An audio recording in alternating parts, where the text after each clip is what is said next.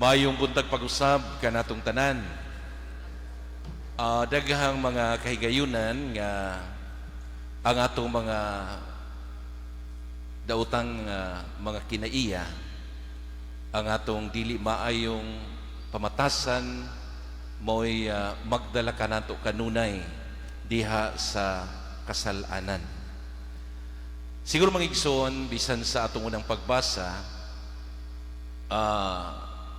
dili madawat ni Cain nga ang iyang igsuon nga si Abel nakapahimuot sa Ginoo tungod sa iyang halad.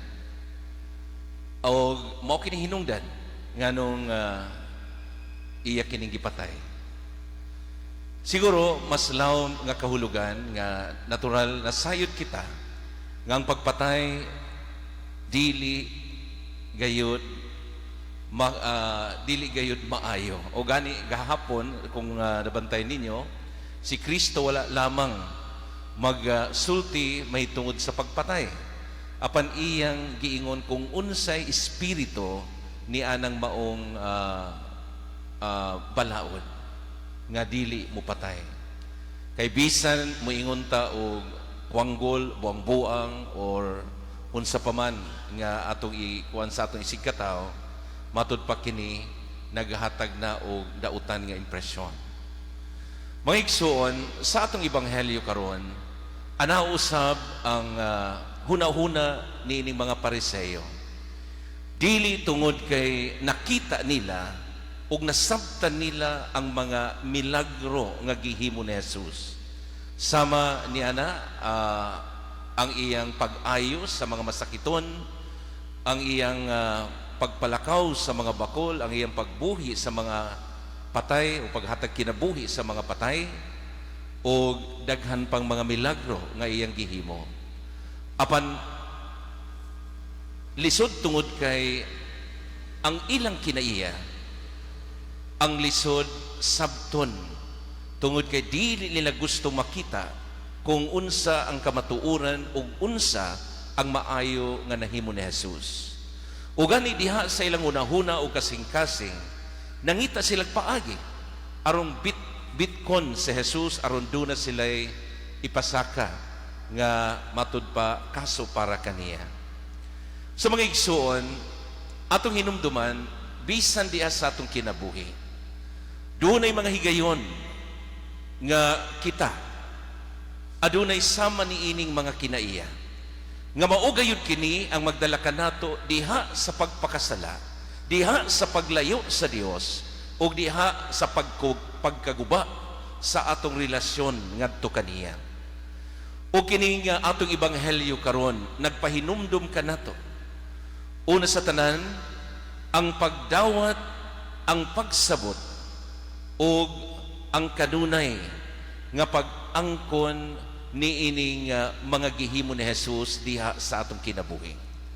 Nasayod kita nga wala usa kanato nga wala mo dawat og milagro kaniya.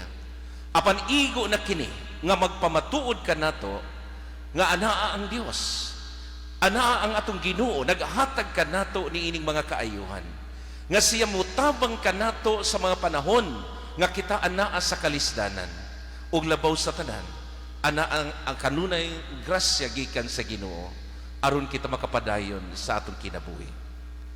Ikaduha, kita giawhag usab sa atong Ginoo sa pag-abli sa atong pagtuo, to have that eyes of faith.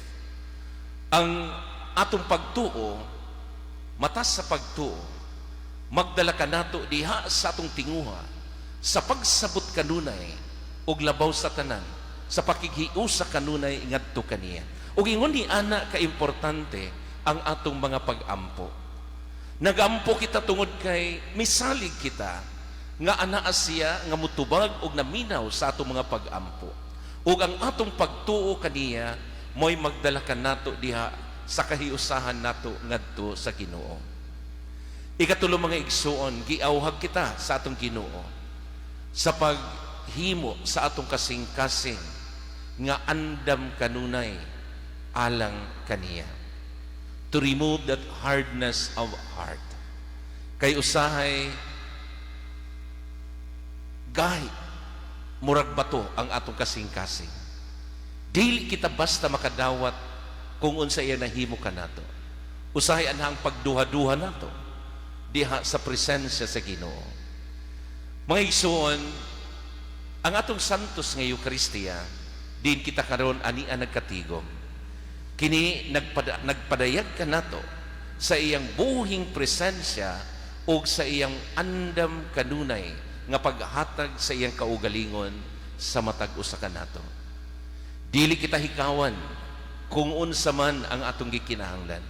Og sa panahon nga kita mudawat kaniya, kini nagpasabot nga kita anaa sa dakong grasya sa Dios. Mga igsoon, sa katapusan gipahinumduman kita ni Kristo nga anaa siya kanunay naghihimo og mga milagro sa atong kinabuhi kung kita anaa usab sa atong pagtuo kaniya. Matod pa niya, walay ilhanan nga himuon o ihatag ni ining mga tawhana tungod kay sila walay pagtuo kaniya. Atong himuon nga kining atong mga kasing-kasing o gunahuna nakaila og andam nga mudawat kaniya ug ang atong pagtuo ang maghatod diha kaniya sa atong kahiusahan, ilabi na nining atong pagsaulog sa santos nga Eucharistia. Amen.